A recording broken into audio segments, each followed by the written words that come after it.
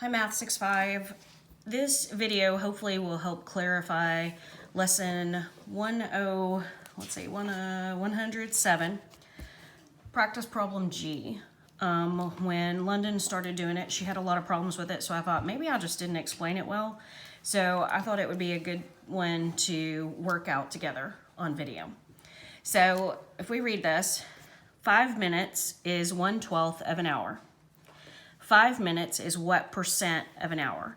So London, I'm not picking on her. I'm just using her as an example because she showed me that maybe I didn't explain it clearly. So the 5 minutes she kept getting hung up on, and that's not what we're focusing on this. It's using the 5 minutes, which is 1/12 of an hour. That is true. What it wants you to do is turn that 1/12 of an hour into a percent. Okay, so don't get focused on that 5 minutes. It took that 5 minutes and turned it into a fraction for you already, so it did part of the work. So don't get focused on that. Go to the percent part. So let's look at that together. This video may be a little louder than my normal videos because I've got kids sitting around me at the table doing schoolwork. Okay, so just like all the other problems in this, we know that our fraction is 1/12 of an hour. And my dog's yapping in the background. And we're gonna set that equal to, remember we talked about percent is always out of, our fraction bar means out of, 100.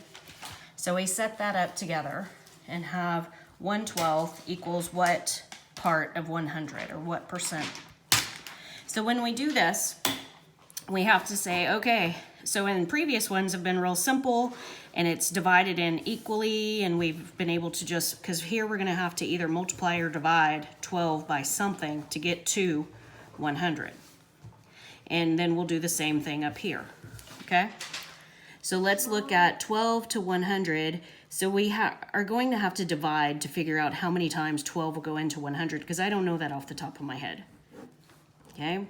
So we're gonna do a division problem down here. So 12 into 100, the closest we can get to 100 without going over is 8. And 8 times 12 I know is 96. Hold on, baby. And then when we subtract, we get our remainder of 4.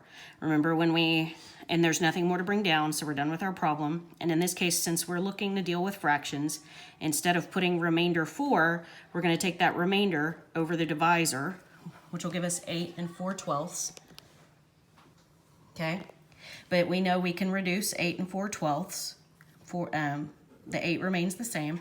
The 4/12, we can divide both of them by 4, and we'll get 1/3. So we're going to take that 8 and 1/3.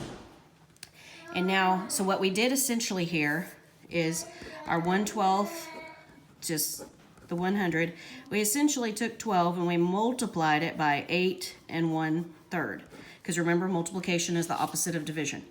Okay, so we essentially multiplied 12. If I went in my calculator or I went over here and did it and did 12 times 8 and 1/3, I would end up with 100. Well, remember what we do to the bottom, we have to do to the top.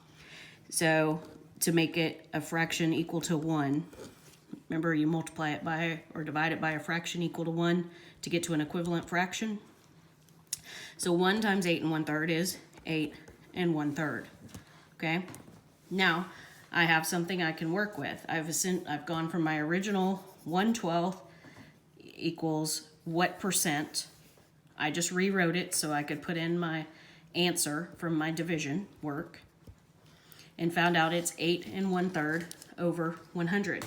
And any number out of 100 we know is a percent, so that is 8 and 1/3%. Hopefully that'll clear that up. And if you didn't have any problems with it, then you're good to go, and I'm proud of you.